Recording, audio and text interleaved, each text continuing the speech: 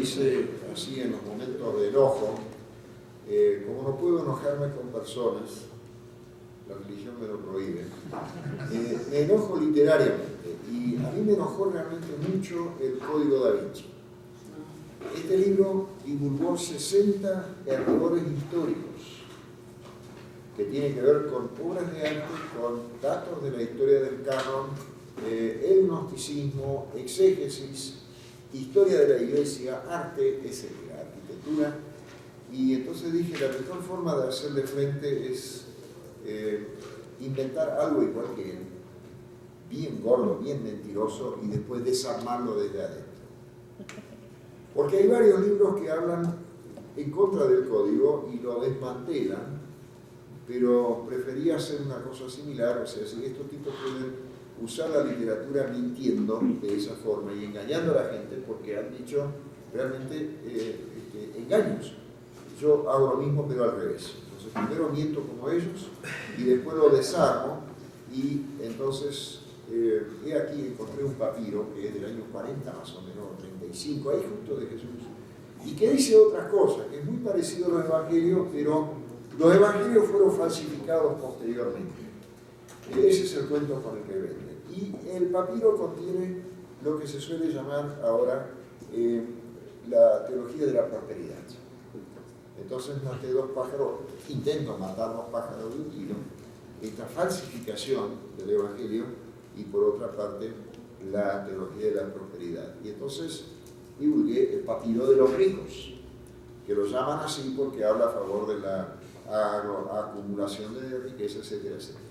Y se desmantela. Y hay un capítulo dedicado a México, tengo que decirles que la idea para este libro me la dio el pastor Ausencio Arroyo, cuando discutimos una vez, hablamos sobre el Código Da Vinci, y él me dijo, tú que sabes lo que te gusta escribir, ¿por qué no escribes algo en contra del Código Da Vinci? Pero desde el Evangelio, no simplemente desde lo arqueológico, lo histórico, etc.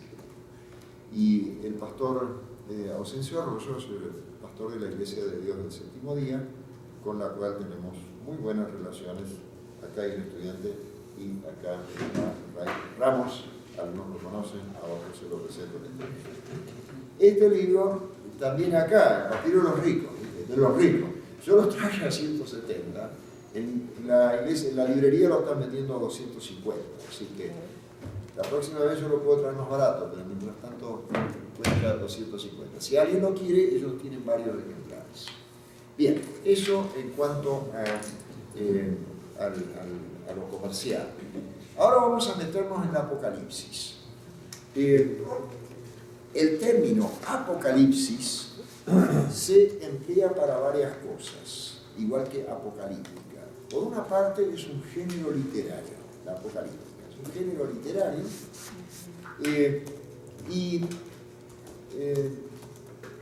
también designa una corriente de pensamiento, y seguramente no de pensamiento sino de actuación también.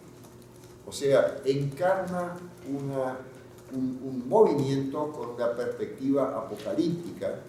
Eso también recibe el nombre de apocalipticismo. Es un fenómeno sumamente complejo, y muchos escritores antiguos no distinguían entre género literario, movimiento, ideología. Ahora, la apocalíptica judía se expresa en varios géneros literarios y usa muchas formas. Por ejemplo, usa la forma de la visión. Así como los profetas usan la forma literaria de la audición. El Señor me dijo, el Señor dijo, el Señor hace decir, el Señor me hace decir. Los apocalípticos usan fundamentalmente la forma de la visión, adosándole una forma adicional, la cual es la interpretación de la visión. Porque tienen una figura que se llama ángel intérprete. En los libros aparece a veces en latín, angelus interpres. Porque la visión es polisémica, significa que puede significar una, dos o un montón de cosas, Y ver un carnero de, qué sé yo, de 9 cuernos, o ver una bestia con 7 cabezas, eso puede significar tantas cosas como cabeza tiene este dicho, multiplicada por su propia potencia. Y entonces necesitan una interpretación que generalmente es un ángel. Para eso tenemos que recordar que el ángel no es así un bicho alado, como nos muestra la pintura muchas veces, sino el ángel es un enviado, es un mensajero, es uno que trae un mensaje. Ángelos es el que trae un angelion. Evangelion es una buena noticia, es un buen mensaje, y es el que hace una anunciación, una angelía, que es anunciación, un anuncio. Y su actividad se describe con el verbo angelo, o sea, el ángel no es una figura por sí mismo, sino que es una especie de figura de intermediario. Es un canal de comunicación de un mensaje que viene de Dios con un fin específico. Y entonces, cuando el apocalíptico tiene una visión, qué sé yo, de un caballo que anda corriendo por las nubes, puede ser que sea un sueño de él, una visión real, una visión subjetiva, objetiva, lo que fuere, pero al lector no le satisface que le diga que vio correr un caballo blanco a través de las nubes. Se necesita una interpretación y eso hace ese ángel. Entonces, ahí ya vemos la complejidad de ese género literario. Incluye otro género que a su vez necesita de otro más. La apocalíptica judía entonces tiene una serie de maneras de expresarse. También hay descripciones, también existen los himnos, las oraciones, la lamentación. Y en la época intertestamentaria, o sea, del 200 y algo antes de Cristo, hasta muy entrado ya en los siglos I y II de la era cristiana, la apocalíptica es el género por excelencia que cultivan los autores judíos. Ahora, con respecto a esta última expresión, los autores judíos, yo me atrevo a afirmar que la apocalíptica no es un género que uno pueda cultivar. Vamos a poner, por ejemplo, cuando yo escribo esto es mío, ¿no? Es un género, bueno, de exposición gramatical, sintáctica, terminológica, tipo diccionario. Esto es un género diccionario. Esta es una novela, si se quiere, una novela de ficción, histórica o lo que fuera. El libro de métodos exegéticos es género manual exegético.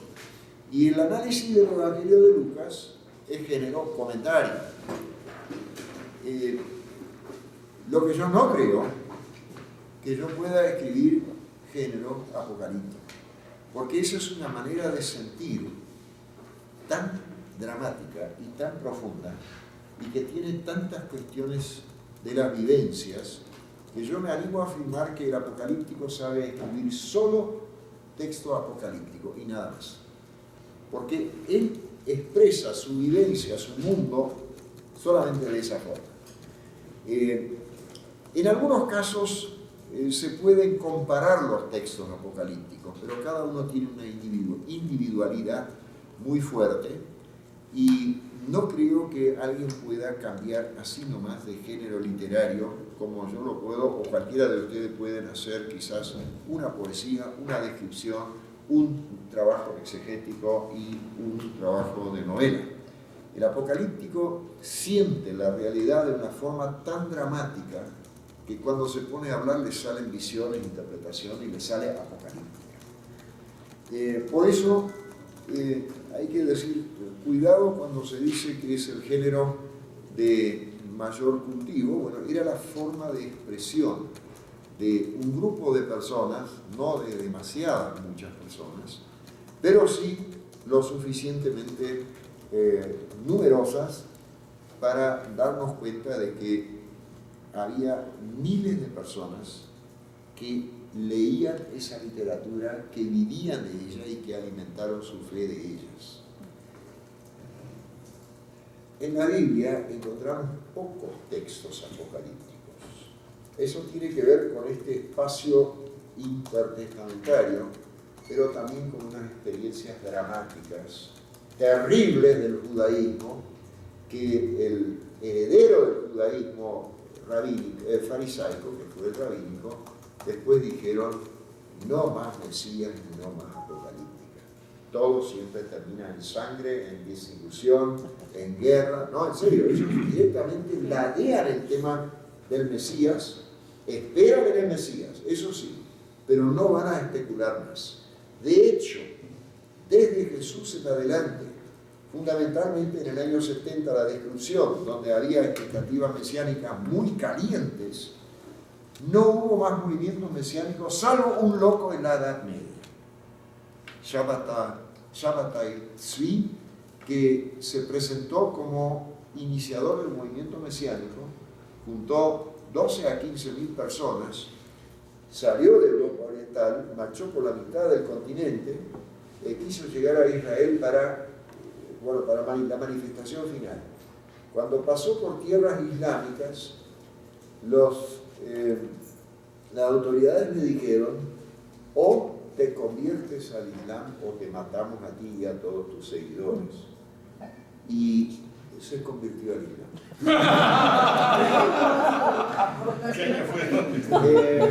Creo que 1200. Me tendría que fijar bien, no lo sé bien, pero más o menos por ahí. Pero un movimiento que arrasó a judíos de todas las sinagogas, se le prendió gente y se fueron detrás de él, porque ahora va a ser la gran manifestación. ¿Se dan cuenta que los rabinos tenían razón cuando dijeron no más Mesías? Cuando Dios mande el Mesías, lo va a mandar Él, pero no especulemos más. Y como la cuestión mesiánica se vincula con la apocalíptica, y sobre todo la apocalíptica que tiene unos ribetes violentos, prefirieron decir no a ese género. Eso es uno de los motivos por los cuales tenemos tan pocos textos apocalípticos en la Biblia griega y también en la Biblia cristiana. Aunque ahí pasó algo más todavía. La apocalíptica surge cuando prácticamente la mayor parte del canon está canonizada o en vías de ser canonizado en el lapso de tiempo, y no se podía agregar cualquier cosa. Y en el caso cristiano, yo me animo a decir, a pesar de que sabemos que la apocalíptica es parte de la matriz del cristianismo, que hay un proceso de desapocaliptización en el Nuevo Testamento. Y les adelanto las dos puntas de esto. En Marcos 13, lo importante no es el cuadro horripilante de las catástrofes apocalípticas, sino la misión. Y en el Apocalipsis, lo fascinante del comienzo de ese texto es el llamado al arrepentimiento a 5 de las 7 iglesias. La apocalíptica no llama al arrepentimiento al propio grupo, porque ya son los salvados, los malos son los de afuera. El Apocalipsis cristiano, de Juan, llama al arrepentimiento a los propios también. Pronuncia el juicio contra lo de afuera, pero también tiene una antropología negativa hacia adentro y sabe que todos necesitamos el perdón y el nuevo comienzo. Y si no, vengo y les pateo los candelabros y los tiro afuera con todo, etcétera, etcétera. Con palabras muy amenazantes. Incluso. Bien, eso lo vemos un poquito más adelante. Si ustedes quieren saber algo más de esto, yo ya me permito hacerles una invitación, porque en estas clases no vamos a poder terminar todo lo que tenemos sobre esto. Mi invitación es a un programa que organiza Maná, Museo de la Sagrada Escritura, que entiendo que todos conocen. El domingo 3 de febrero, a las 11 horas, un panorama de la apocalíptica intertestamentaria. Y a las 16 horas, el sermón escatológico de Marcos 13. Maná preparó esto en la comunidad Ebenezer, que está en Lago Viva, 53, Colonia Pensil, Delegación Midel Hidalgo. Yo les puedo mandar esto, les puedo dar esto, va a ser un evento especial abierto a absolutamente todas las comunidades y todas las iglesias. De manera que si hoy agarran viaje y tienen libre el 3, allá nos veremos. Y después allá. Bien. La perspectiva de la apocalíptica ha planteado varias preguntas a los investigadores. ¿De dónde nace un género tan curioso, tan raro? Porque del fin del mundo hablan muchas religiones. Y a veces también se encuentra esto en alguna filosofía o en alguna ciencia o pseudociencia. Pero la apocalíptica no es simplemente hablar del fin, sino que tiene unas marcas muy peculiares, sobre todo el tema de los dos eones o las dos eras, cuyo punto no de transición, sino de cambio de uno al otro, es el día del Señor, el fin, el día de la intervención de Dios, de Adonai. Y hubo básicamente dos. Acá hay lugar todavía. Acá y ahí. Están más cómodos. ¿Te tiene que salir? Ah. ¿Cómo? Pero si van a estar un rato, bienvenidos acá también, para si quieren escribir. Las dos posiciones fueron, una que dijo la apocalíptica nace de la sabiduría de Israel, y la otra dijo no, nace del profetismo. Y yo me inclino a la del origen profético. Ambas interpretaciones sostienen que las condiciones adversas, o sea, la escatología y el profetismo, sostienen que las condiciones adversas del mundo, adversas al pueblo de Dios y a la justicia, tienen que incluir una intervención de Dios, que implica un juicio sobre los malvados y la reivindicación de los justos, produciéndose un nuevo tiempo de Dios. La diferencia fundamental es que los profetas esperan ese juicio de Dios de manera intrahistórica y los apocalípticos después de la historia, o al final o con el término de la historia. Esa es básicamente la diferencia.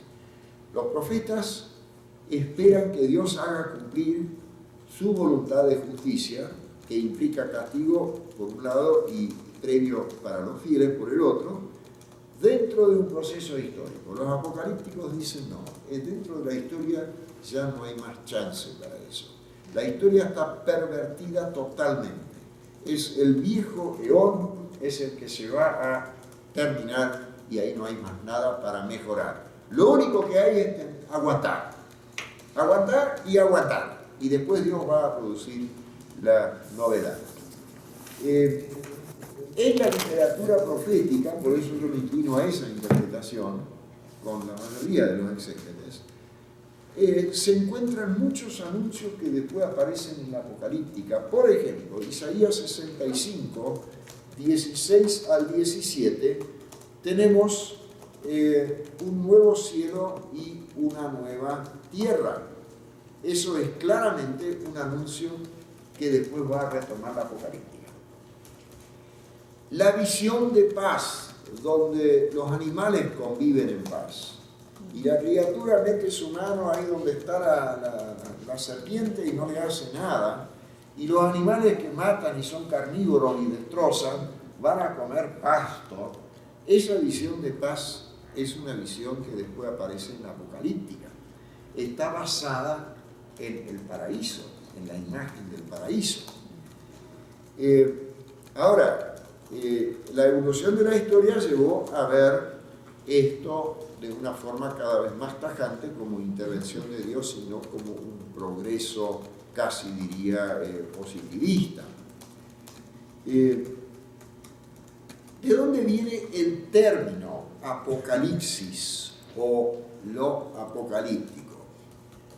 El primer libro que lo usa como título del libro y como título del contenido que va a exponer, que no se sabe bien si lo pone de una o de otra forma, es el Apocalipsis de Juan, que en los versículos 1 y 2 contiene todos los elementos típicos y clásicos para hablar de apocalíptica.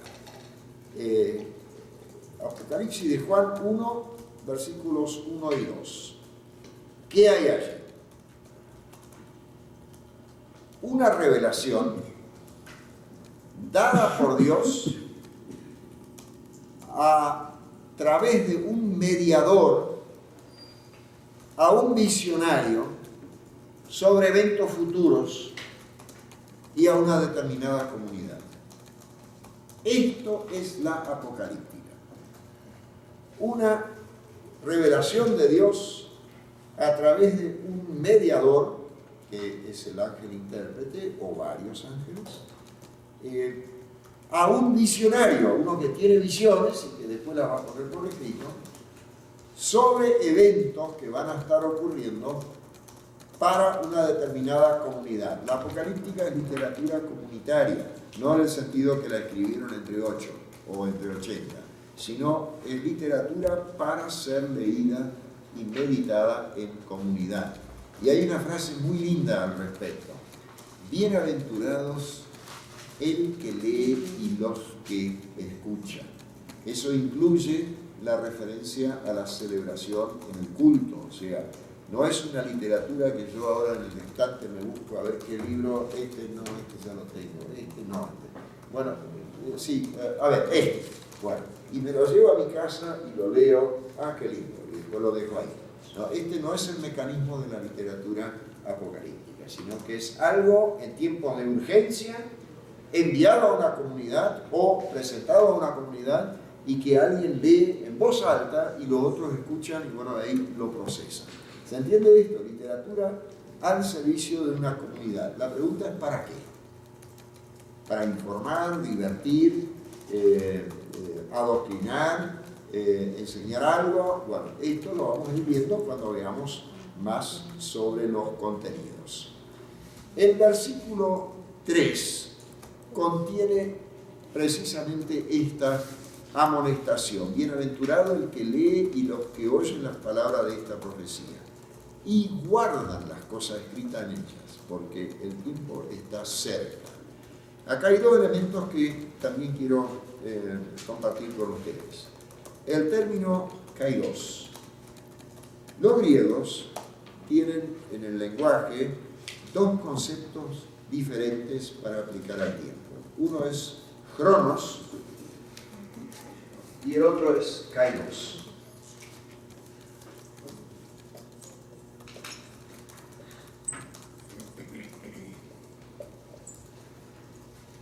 Cronos podríamos decir que es la línea del tiempo, y la hago así porque a veces tiene vueltas, etcétera, no es que va para atrás, pero es una línea así con sucesión cronológica. Esto se puede medir, se puede calcular, se puede adelantar, saber hasta dónde va, tal mes, tal año, tal vida, tal época, tal era, la cronométrica.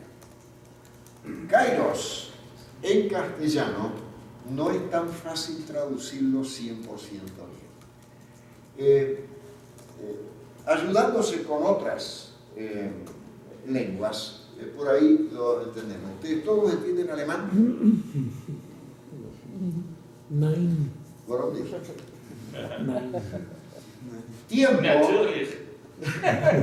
Tiempo en alemán es Zeit. Zeit. Es la misma palabra que en inglés time, la misma raíz. Y esto en alemán es así: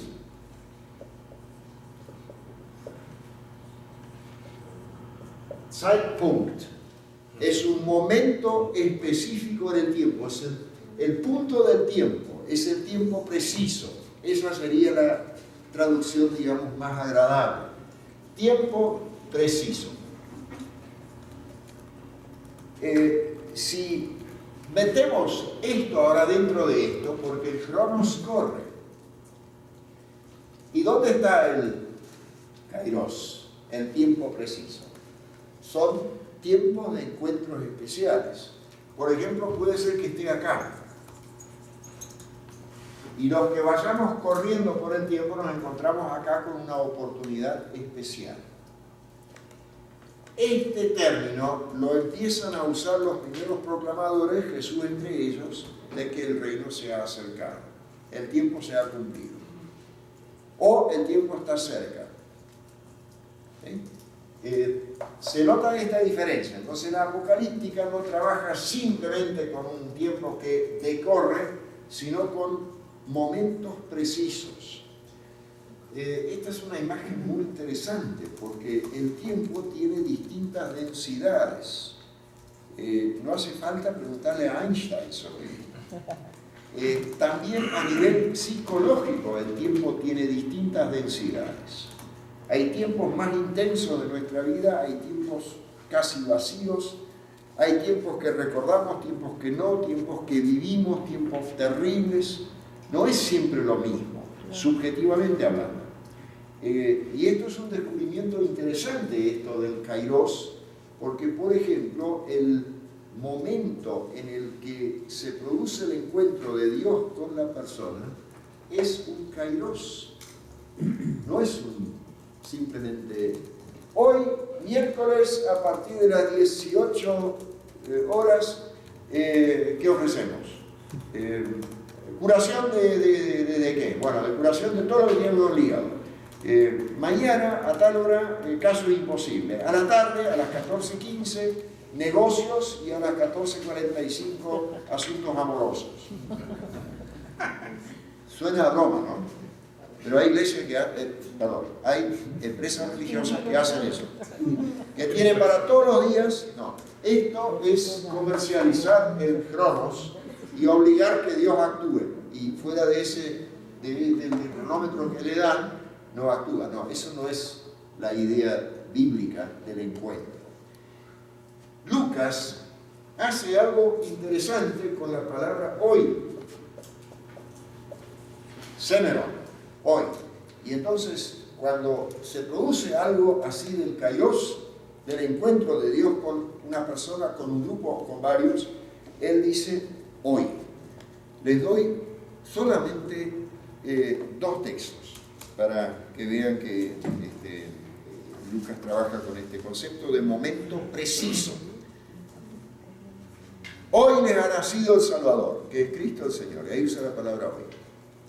Y el otro es Zaqueo, baja rápido, hoy tengo que quedarme en tu casa.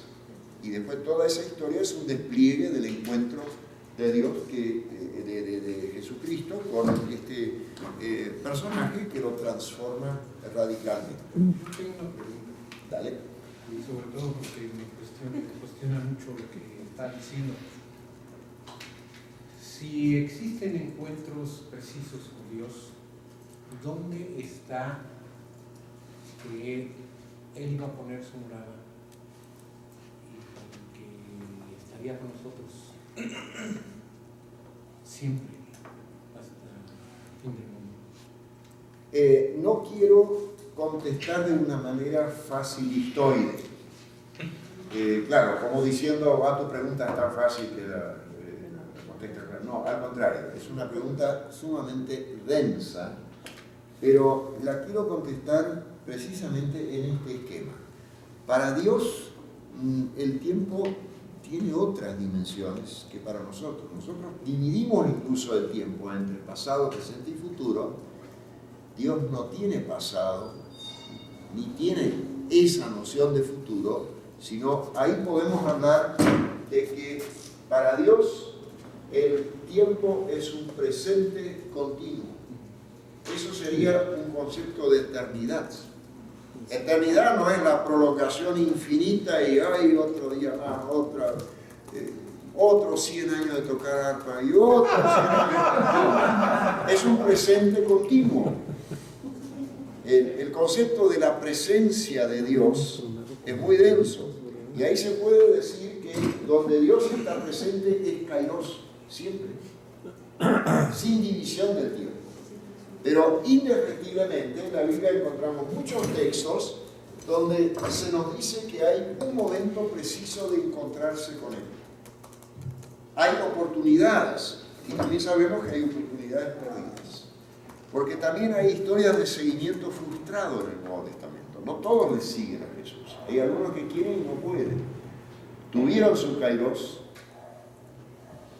No quiero usar la palabra argentina, pero es como decirle después, bueno, ahora embrómense. No agarraron ese kairos, no agarraron la oportunidad. No hay respuesta fácil, pero la idea de eternidad como kairos, como presente continuo, se puede combinar perfectamente con la de los nodos, porque esto acá serían nodos o nódulos de tiempo. Mi pregunta y mi cuestionamiento es en base también a lo que se vive con respecto a los grupos neopentecostales o carismáticos, en donde ellos cada domingo llegan y los tocan, los tumban y les sacan el demonio y tienen su encuentro y tienen encuentros momentáneos y ese encuentro con Dios que es transformador y que debe de ser vivencial, diario, ese encuentro de salvación que creo que no requiero una y otra intervención. Me da la impresión de que así se estaría dando diferentes intervenciones, ¿no? Eso es lo que me preocupa. No lo creo en el sentido de que haya que desendemoniarlos todos los domingos de vuelta, porque incluso los relatos de las curaciones de demonios hablan de un cambio rotundo y fundamental y de una nueva vida de esas personas. Interprétese como se quiera, pero estas personas salieron totalmente renovadas y no es que tenían que esperar, bueno, esto pasó hoy, Jesús, el sábado que viene te das otra vuelta porque quiero otro. No es así, sino que se sintieron totalmente liberados, hasta siguieron a Jesús varios de ellos. Jesús les encargó una misión en algunos casos. O sea, es otra cosa esto del encuentro con Dios. Ahora, sí entiendo, como en el caso de la Epifanía, el caso del encuentro de Jesús con el Padre, en la transfiguración. O sea, sí entiendo esos encuentros. Por ahí va, como esos encuentros. Como eso, pero también como los encuentros cuando el mensaje le toca de una forma impactante a una persona. Estamos viendo en este momento los textos de resurrección. En la Iglesia Metodista estamos analizando punto por punto y con bastante profundidad exegética. La gente participa con mucho entusiasmo. Y una de las cosas que estamos explicando es que el mensaje de la resurrección, ya sea transmitido por un joven ángel, por las mujeres a los discípulos, por un discípulo al otro, o fundamentalmente por el resucitado a las otras personas, son momentos de encuentro, son momentos de oportunidad que no dejan insensible a la persona, y en muchos casos hay como una respuesta entre el temor y temblor por un lado y por otro la gran alegría y la aceptación. Es un patrón estándar que se forma ya desde el Antiguo Testamento. Cuando interviene Dios, sacude a la persona humana y la respuesta no es ¡ay, qué lindo! Mañana a esta hora te espero de nuevo. Es algo que conmueve profundamente, puede asustar, puede hacerlos temblar, pero también alegrar profundamente. Mateo 28, las mujeres se fueron con temblor y gran alegría. O sea, estos fenómenos tenemos que dejárselo a Dios, no son programables. Y por eso estoy en contra de quien dice, bueno, mañana a las 11, tú tienes un problema de comercio, mañana a las 11, y a él lo espero porque es amor imposible, el otro no sé qué, el otro conflicto con él. Eso sería programarle, ponerle una agenda a Dios, un horario, tal día, tal horario debe hacer tal cosa. Y eso para mí es manipular a Dios. Y a la pobre gente, porque la gente de su desesperación cree y sobre todo paga. Y esa manipulación es pecado. Y eso lo digo a los cuatro vientos, es pecado. Si Dios a través de mi pobre predicación puede lograr que alguien se sienta impactado, es obra de Dios. Y puede ser que en un culto no pasa absolutamente nada. Y puede ser que para otra persona sea la gran alegría o el gran temblor. Dios es el que va a poner la calidad al tiempo para que se produzca un nodo o un módulo, un kairos. Yo nada más quería hacer un comentario. Hay grupos aquí en México que se reúnen para orar a las 3 de la mañana, argumentando que a esa hora Dios está más desocupado, entonces los va a escuchar más, porque el resto de la gente está durmiendo. ¿Y Entonces van a tener todo el tiempo para que Dios los escuche. Entonces convocan a la iglesia para que oren todos pobre Dios. Eso es limitar a Dios. Porque otros no lo están molestando. O sea, la idea es que se reúne a esa hora porque Dios no se siente saturado. Ajá, así es. Todo el mundo está durmiendo, entonces ellos en lugar de dormir pueden aprovechar para los horarios de aviones también. Ahora, ya que me permito hacer un poco de broma, ya que ellos ridiculizan de esa forma a Dios, yo les digo, no tienen vergüenza, déjenlo descansar también eso, también necesitan. Eso sí que nunca lo escuché. Me voy feliz de México porque aprendí algo. Aunque les digo que a esa hora yo no me voy a levantar, en todo caso me voy a acostarme, no voy a levantar. Pero es simpática la idea, ¿no? Si alguien de ustedes está entre ese grupo, no lo tomen como ofensa personal que dije no molesten a Dios.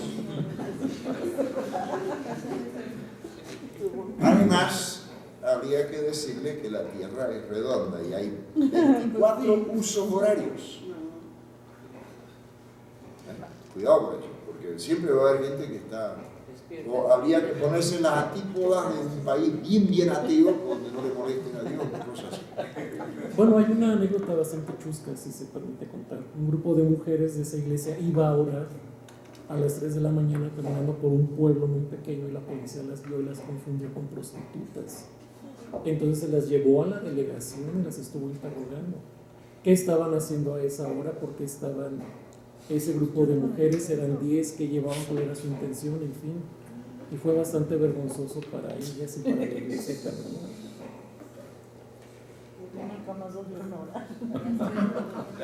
No voy a preguntar si la policía salió orando también. Volviendo al género apocalíptico, podemos decir que esta literatura de revelación tiene un soporte. Es casi redundante decir literatura con un soporte. El soporte es lo narrativo. Lo narrativo. O sea, uno podría producir un apocalipsis, por ejemplo, pintando también. Y de hecho hay personas que han pintado, hay personas que han hecho películas, videos, escultura apocalíptica. Hay muchas formas de transmitir, pero el soporte elegido por ellos es la narrativa. Y ya que entienden los autores que están transmitiendo revelación, yo quisiera pedir también una especie de respeto a toda la literatura apocalíptica, porque todos los autores, sean aquellos cuyas obras fueron canonizadas, como aquellos que no fueron canonizadas por el judaísmo y por el cristianismo, entendieron que tenían un mensaje de parte de Dios. o de Jesús. Y la gente que recibía esos textos los recibía como un mensaje de parte de Dios. Entonces, más allá de decir esto es apócrifo, no sirve para nada, en primer lugar hay que decir, a algunas personas les sirvió, les dio un ánimo, les dio fortalecimiento de su fe, y tampoco podemos decir que eran todos unos tránsfugas, engañadores y estafadores los que escribieron eso, que también los había, y los hay en la actualidad, tipos que venden cosas como que son ciertas y sabemos que no son ciertas. Dan Brown, por ejemplo. Pero los autores apocalípticos merecen una dosis especial de respeto porque estaban convencidos de que su tarea es fortalecer una comunidad con un miedo, con una situación dramática, con incertidumbre, con un mensaje especial. Este mensaje se transmite entonces a receptores humanos y no es un mensaje que persiga fines estéticos o formativos, sino de fortalecimiento de otras personas. Este mensaje generalmente viene desde la eternidad, desde la dimensión de Dios, desde el más allá o desde lo divino, y se manifiesta en visiones, en interpretación y con una serie de narraciones, descripciones, etc. Los ejes espaciales y temporales se entrecruzan en la apocalíptica de una manera muy interesante. Por ejemplo, en el libro del Apocalipsis, ¿dónde está el escritor? Juan. ¿Dónde está? Isla de Patmos, un lugar de confinamiento de los romanos. ¿Y ve todo desde ahí? No, porque de vez en cuando está en el cielo. En el cielo, después está en la tierra, en el cielo, en la tierra. Esto permite pensar que él tiene la imagen de que en el culto ve determinada revelación y después se lo transmite a la comunidad que está en el culto o que está fuera del culto en la tierra. Y hay una interpretación sobre este vaivén, porque es un vaivén. Es como que está en el culto, recibe el fortalecimiento para la vida diaria que se realiza después fuera del culto, vuelve a tomar fuerza en el culto con revelación y otra vez lo transmite para los de afuera, ve cosas terribles que amenazan esto, que suceden acá. O sea, hay varios espacios y varios tiempos también, porque el tiempo, o hablar del cielo, cuando dice vi en el cielo, estuve en tal parte, el trono que él ve no está parado en la tierra. Cuando surgen los monstruos marinos, ahí sí, ahí está en la playa, en la arena de la playa, ves salir del mar, pero el trono es un paisaje irreal, no existe ese paisaje en la tierra, con cristal, con luz, etcétera, etcétera, una descripción impresionante. Entonces, se cruzan ejes espaciales y temporales y hay un contenido muy fuerte si uno piensa en la dimensión de la física, la luz. La luz. Todos los apocalípticos trabajan muy fuertemente con el tema de la luz.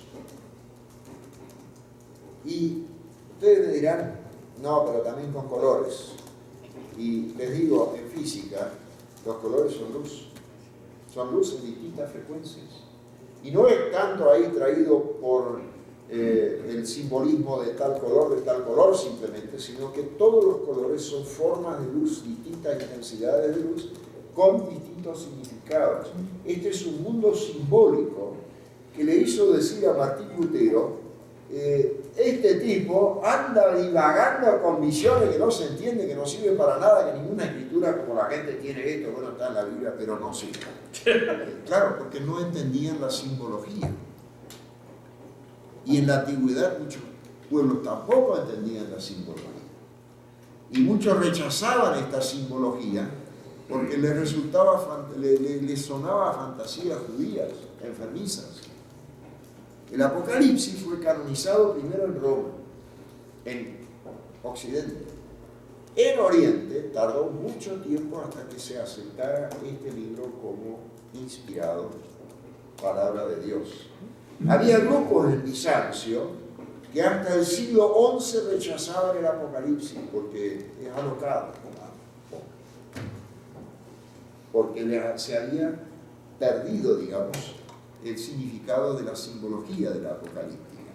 Hoy, con los estudios sobre las tradiciones y también el análisis sociopolítico, ya tenemos una opinión muchísimo más positiva. Pero créanme, mucha gente en la iglesia me dice: yo no leo el Apocalipsis porque me da miedo. Cuando el objetivo del apocalíptico era exactamente al revés, que no tenga miedo, sino fortalecer su fe. A veces también la historia tergiversa las cosas, y una cosa que también se nota es que la economía o la dimensión económica ha distorsionado la apocalíptica. Ustedes se preguntarán: ¿cómo pudo hacer semejante afirmación? Cuando uno pregunta a nivel general qué es apocalíptico, la gente va a decir grandes catástrofes. Cuando apocalíptico es revelatorio para fortalecer a los pequeños, a los de fe, a los perseguidos, etc. Las catástrofes no son para ellos, son para quienes los están persiguiendo y quienes están produciendo injusticia. Pero hoy, a nivel así de opinión general, la palabra apocalíptico es sinónimo de catástrofes impresionantes. Y que es algo que va a suceder al futuro. Exacto, exacto. Fin del mundo. Ajá, sí. Fin del mundo. Y con eso volvemos otra vez al versículo 1, al versículo 2 y 3. Él vio estas cosas, da testimonio de esto, y la frase final es en griego hogar kairos engus, porque el tiempo, pero el tiempo en el sentido del punto del tiempo, momento preciso, está cerca. Está cerca. Acuérdense del dicho de Jesús en Mateo, al comienzo de Mateo, cuando Jesús empieza su propia predicación. Habla de que el tiempo se ha cumplido y el reino está cerca. Y ahí se usa la palabra engus, exactamente en este mismo sentido.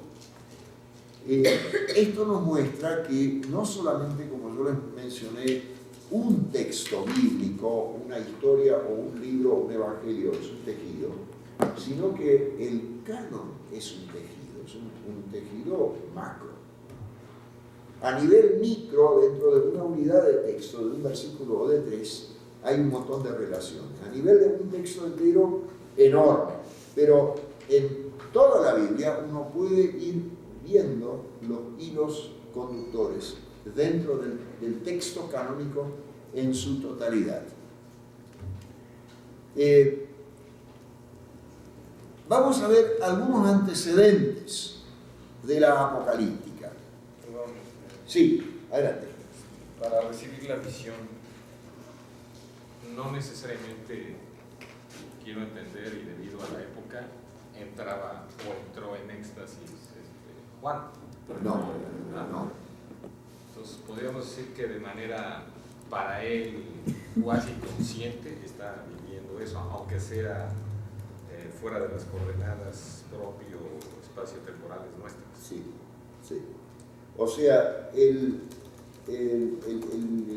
la expresión apocalíptica no hay que confundirla con un trance autoinducido por sustancia del tipo que fuere, por peyote o que eso existe en la fenomenología de la religión, pero eso no produce apocalíptica. Pueden producir un montón de otras cosas, pero la apocalíptica es revelación de Dios a través de un intermediario o misionario para una comunidad, para fortalecerla. Esa definición es importante que la retengamos, porque si no vamos a llamar apocalíptica a cualquier fantasía. Es revelación de Dios a través de ese tipo de visiones interpretadas por un intermediario para una comunidad y en estos casos puestos por escrito. Puestos por escrito. De paso menciono que el Apocalipsis es uno de los libros que tiene conciencia de su propio valor de escritura revelada. Uno de los libros. ¿Por qué digo eso? Aquel que le saque algo, le vamos a sacar parte del árbol de la vida. Y aquel que agregue algo, le vamos a agregar parte de las plagas escritas en este libro. O sea, el mismo libro dice, el que agrega o saca, cuidado. O sea, es una conciencia muy interesante de revelación. No vaya a sacar ni vaya a agregar. Y al revés tampoco. Hermano, supongo que lo vamos a mirar, pero una de las lecturas que nos sugirió hablaba de que la misma Biblia, con un principio y un final, está heredando la estructura de los Apocalipsis.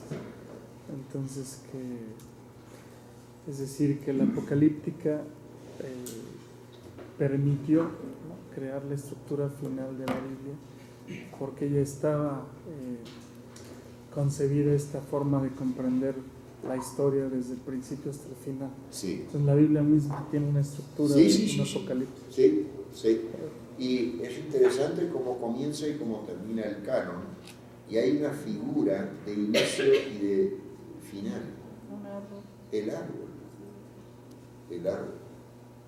Eso no es casualidad, y entonces tampoco es casualidad que en el proceso de canonización se haya ubicado el Apocalipsis en ese lugar. Cuando hay escritos, quizás escritos después del Apocalipsis. O sea, no es un orden cronológico, sino teológico al que le han dado. Isaías 24 al 27, no vamos a leer todo el capítulo, simplemente mencionarlo. Isaías 24 al 27 es un texto preapocalíptico. Es una especie de profecía tardía o apocalíptica temprana. Si uno quiere rastrear dónde nació esto, va a encontrar varios papás y varias mamás. Y uno de los textos es este bloque, Isaías 24, 25, 26, 27, que lo podemos calificar como profecía tardía o preapocalíptica, con un montón de elementos que después aparecen. La otra parte, donde hay un montón de referencias apocalípticas, es a partir de, siempre en Isaías, 56 al 66. Ahí aparecen salpicados apocalípticos por todo el texto. Y ahí ya nos acercamos cada vez más a la época intertestamentaria. El otro texto llamativo es la segunda parte de Zacarías, capítulo 9 al 14. Zacarías, el capítulo completo. Fíjense que estamos entre los últimos de los libros proféticos. Esta parte se suele llamar el Apocalipsis de Zacarías, pero es concebido todavía como profeta o como texto profético.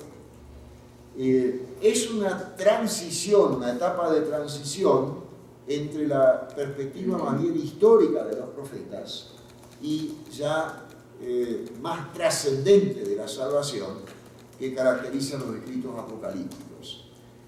Hay que agregarle algunos textos más. El valle de los huesos secos.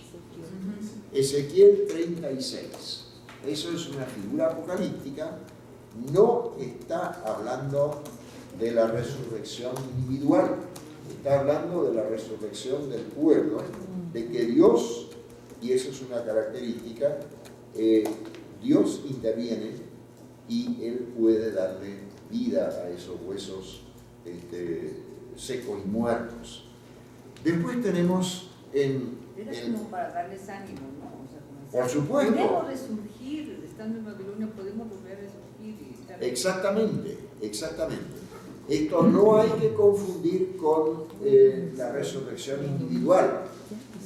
Y ahí se puede decir que Israel hizo un larguísimo camino desde aquellos conceptos donde uno se muere y se reúne con sus padres, eso es una manera de decir que los sepultaron en la tumba familiar, hasta este momento en que empieza a instalarse poco a poco la convicción de la resurrección con un proceso de revelación que también se refleja en las tumbas que adquieren carácter individual, hasta la plena certeza de la resurrección de Jesucristo. Es un larguísimo camino. En Egipto fue al revés. Empezaron con la inmortalidad del alma y con esa terminaron. Para mencionar el pueblo que más ha trabajado sobre el más allá en el mundo bíblico, en el entorno que estamos estudiando. En Israel, la cosa empieza de manera casi desesperante, uno se muere, pervive en todo caso en los hijos, los nietos, y mal de aquel maldito pobre que no tiene descendientes, eso es una preocupación tremenda, pero ese proceso fue más sano, por decirlo así, porque se iba enriqueciendo a lo largo de los siglos para llegar a la certeza de la resurrección individual. En Ezequiel tenemos otra visión más espeluznante. 38 y 39, Gog y Magog. En los años de la Guerra Fría, ¿te acuerdan? Rusia. Sí, interpretaron desde Estados Unidos, por supuesto, que Gog y Magog estaban en Rusia, en la Unión Soviética, y los dos soberanos de Mesec y Tubal eran las dos ciudades de Moscú y Tobolsk. Ya no existe la Unión Soviética, no sé de dónde tiraron estos comentarios, pero cuidado con la aplicación así nomás. Hace muchos años leí un libro también de un evangelista que interpretaba los colores de las langostas del Apocalipsis en paralelo a los colores de las insignias. ¿Ves que los aviones tienen pintado ¿cómo se llama? El penaje, esa parte de atrás. Exactamente. Y que eran los colores de los aviones de guerra de la Unión Soviética, y tienen toda una lista de los MiG, de los Mirage del otro lado, de los MiG, etc. Ya no existen esos aviones. Claro. Y las langostas siguen marchando. Por lo menos están ahí y todavía van a venir. O sea, ese tipo de tergiversación de la apocalíptica es una vergüenza. Es una aplicación de tipo cortocircuito. Es lo que hicieron en estos libros con el concepto de tiempo maya y lo del fin, etcétera, etcétera. También una tergiversación total. Bien, Gog y Magog. Y después tenemos el capítulo 40, también de Ezequiel. ¿Qué hay en el capítulo 40? ¿Se acuerdan lo que empieza en el 40? Él tiene una visión, porque dice, en visiones de Dios, me llevó a la tierra de Israel, me puso sobre un monte muy alto, donde había un edificio parecido a una gran ciudad, y etcétera, etcétera. Y entonces él ve algo y lo describe. ¿Y qué es lo que ve? El templo, el nuevo templo idealizado, pero totalmente idealizado. No es el único que ve un nuevo o describe un nuevo templo en términos apocalípticos. El otro texto que describe un templo totalmente idealizado tiene esta sigla, Qumran. La cueva número 11 encontraron un texto que tiene de la pared hasta acá 9 metros y algo, es el más largo de todo, al que se le dio el nombre del rollo del templo. Y este se puede llamar así, templo o rollo del templo, hay varias formas de presentarlo, que también tiene la imagen de un templo idealizado con círculos concéntricos de santidad y que Dios va a hacer en los últimos días. Es un texto apocalíptico, tiene que ver con la presencia de Dios. El apocalíptico Juan lo ve de una forma un poco distinta, ve la ciudad en forma de cubo, pero sin templo, porque Dios está presente, ¿no? ¿Templo para qué? Bien, Otro elemento importante de la literatura profética que influyó en la apocalíptica es el concepto del día del Señor. Pero esta palabra, esta designación no se refiere al Shabbat como día del Señor, sino el día de la intervención final. Este concepto aparece una y otra vez en el día del Señor, etcétera, etcétera. Los primeros apocalipsis plenamente desarrollados aparecen en los siglos 3 y 2 a.C. Pero hay todavía, bueno, ya les mencioné estos preapocalípticos en Ezequiel y en Zacarías, y los textos apocalípticos más completos que podemos identificar son el primer libro de Enoc. Enoc es un personaje que ha cautivado la atención de autores del pueblo de Israel. ¿Dónde fue a parar Enoc? Caminó con Dios. Caminó con Dios y Dios lo llevó. De esos personajes hay muy pocos. Digamos, personajes en el sentido de figuras de los cuales no hay tumba.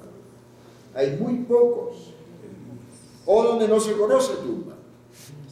Moisés murió, fue sepultado, no se conoce la tumba, es algo así. Elías, de hecho, Enoc, y la figura de la ascensión de Jesús. Pertenece a esta serie de imágenes, si se quiere, o de patrones literarios que nos muestran que estas figuras, por no decir personas, han tenido una cercanía, una relación especial con Dios, y por eso Dios no va a dejar que se sepa su tumba o que se descompongan en una tumba.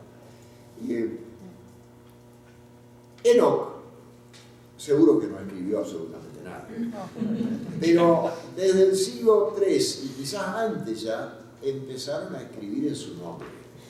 Esta es una característica de la literatura apocalíptica que se llama pseudoepigrafía. Epigrafé en griego significa la inscripción, el título arriba. Epi, lo que está escrito encima de. Y pseudo es falso o mentiroso. Un escrito pseudoepigráfico es un libro que yo publico y le pongo el nombre de Rubén Darío, por decir alguien, o Rubén González. Y lo publico con ese nombre. Pero tiene que ser de una persona más o menos famosa, porque si no nadie lo lee. Es un fenómeno muy común en la literatura apocalíptica y también en otros, porque también hay testamentos que no son precisamente apocalípticos, aunque puedan incluir testamento de Adán, de Salomón, de Abraham, de todos los grandes hicieron, de los 12 patriarcas, todos dejaron. ¿Cómo? De la esposa de Noé también hay un escrito. Ajá. Y eso continúa, es una literatura de despedida que deja consejos, máximas, una visión de la vida, y son todos pseudoepigráficos. En Enoc, entonces, estalla el género apocalíptico. En la segunda parte de Daniel tenemos textos apocalípticos que comparten con Juan la prerrogativa de representar este género en la Biblia. O sea, de la cantidad de apocalipsis, docenas y docenas, o textos que incluyen partes apocalípticas, solo 2 obras mayores, porque los otros son capítulos, pedacitos chicos, 2 obras mayores que son los capítulos 7 al 12 en Daniel y el libro del Apocalipsis, representan este género en el canon. En el Nuevo Testamento hay que agregar varios textos más pero que no son libros enteros, son partes. En los evangelios tenemos Marcos 13, todo un capítulo que si todavía nos da el tiempo lo vamos a ver, si no, los veo invitándolos al maná. Ahí voy a estar 1 hora y algo con este capítulo exclusivamente. Como ustedes saben, Marcos sirvió de base para los evangelios de Mateo y Lucas, y entonces encontramos el mismo texto con ciertos retoques redaccionales, por supuesto, en Mateo 24 y Lucas 21. Tenemos algunos textos en las epístolas.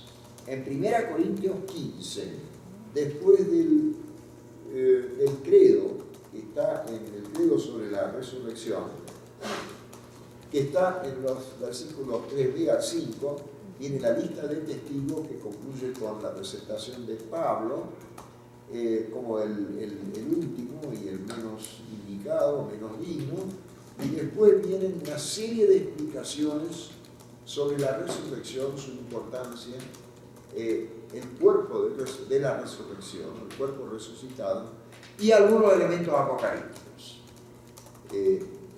mezclados en ese capítulo que es largo y muy complejo. Tenemos algunas cosas en Tesalonicenses, en ambos, tenemos un poco en Hebreo y tenemos también en Pedro, en las 2 epístolas de Pedro, y después, por supuesto, todo el libro del Apocalipsis. Después de la destrucción de Jerusalén del año 70, el judaísmo rabínico poco a poco se desvinculó de este género.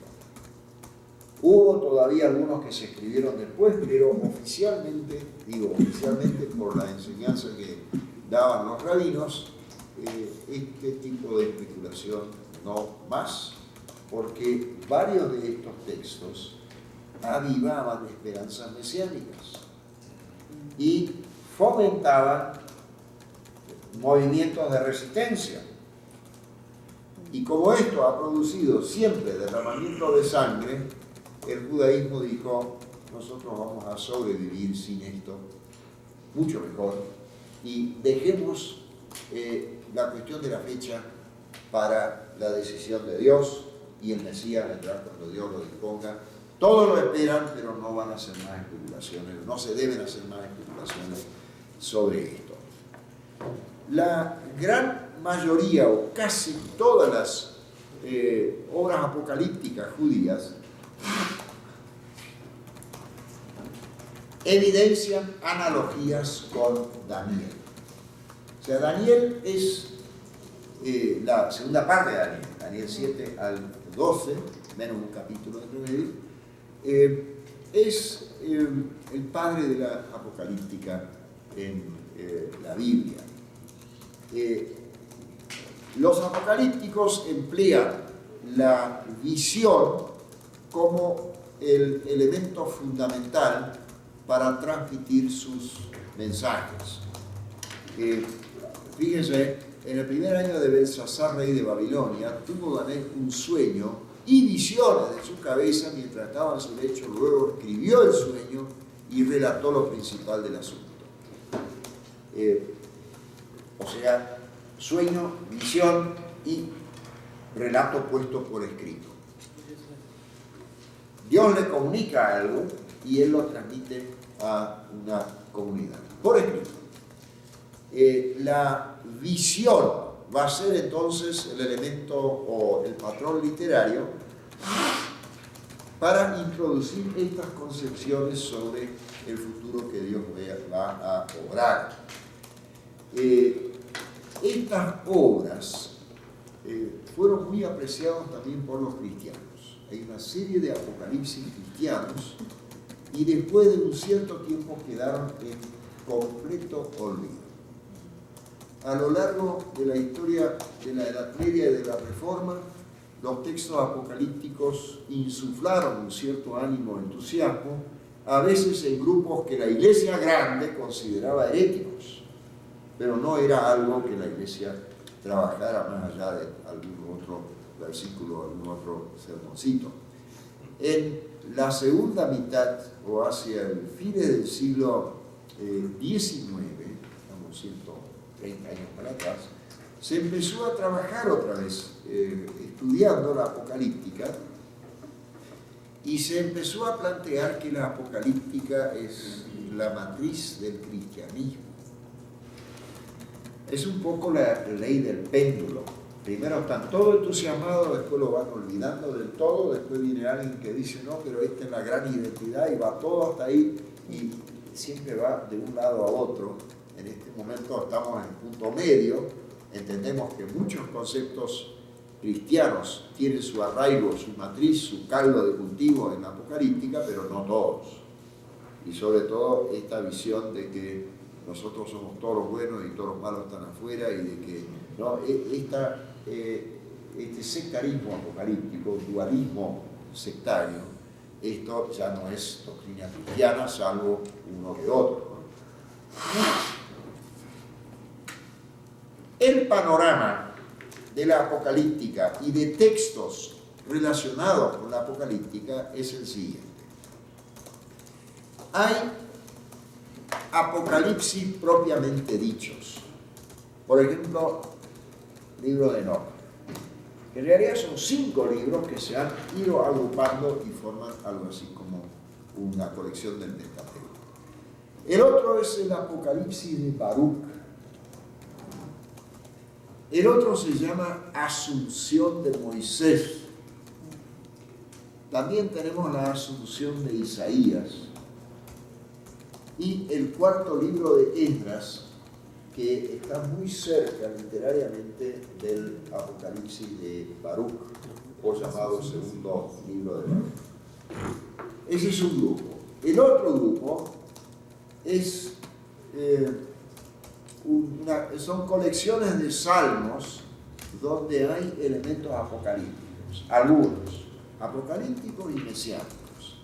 Por ejemplo, los salmos de Salomón y en parte las odas de Salomón tienen también reflejo de esta literatura. Después tenemos una obra legendaria, que es una reescritura del Génesis, y algunos autores de la antigüedad la han llamado el pequeño Génesis. Es el libro de Jubileos. ¿Lo ubican? Después hay un conjunto de testamentos que no son apocalipsis, pero que contienen o incluyen algunas cosas de los apocalípticos. Por ejemplo, el testamento de los 12 patriarcas, de Adán, Moisés, Abraham, Salomón. Y después tenemos un conjunto de libros sumamente curiosos que se llaman oráculos sibilitos. ¿De dónde salió esta literatura? De la literatura oráculos sibilitos. Esto es una doble apropiación de textos que originalmente eran griegos. Ellos creían en una figura llamada la sibila, que sabía adivinar o prever el futuro y daba oráculos. Y después rivalizó con otra de otra región, ¿no? Pero la nuestra sabe más. Y bueno, produjeron otros textos más. Y después apareció otra y otra y otra, y hay como una docena de textos diferentes de los oráculos sibilinos. En algunos lugares se veneraba estas figuras, por ejemplo, en cuevas o en algún espacio delimitado por rocas, algunas plantas, algo así. Los judíos y luego los cristianos tomaron parte de esta literatura y le introdujeron su propia teología, y se sigue llamando oráculos sibilinos, pero profetizan ahora sobre el pueblo de Dios, o sobre Cristo y la iglesia y el plan de Dios para el mundo. O sea, primero los judíos agarraron esta literatura y la transformaron, y después los cristianos agarraron eso a su vez y la cristianizaron, por decirlo así.